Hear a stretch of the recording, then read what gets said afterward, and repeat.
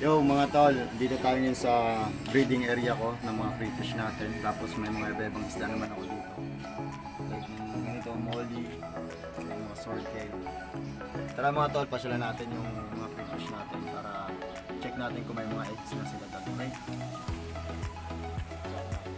Ay, di.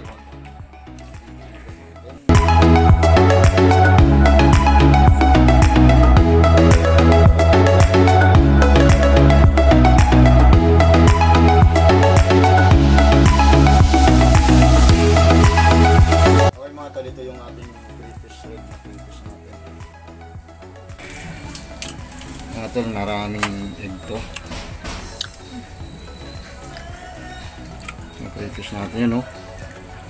Nakita nyo mga tol? Yan, dami.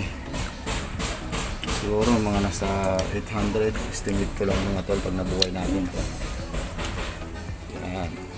Mga krillings natin. Abangan nyo mga tol to. Yun mga tol yung nakita natin kanina dun sa mga egg na yon. Abangan yung next upload ko mga tol. Yung mga egg na yon magiging krillings mga tol. Mga maliliit na mga crayfish. Okay mga tol, abangan nyo yung next upload ko. Thank you so much mga tol.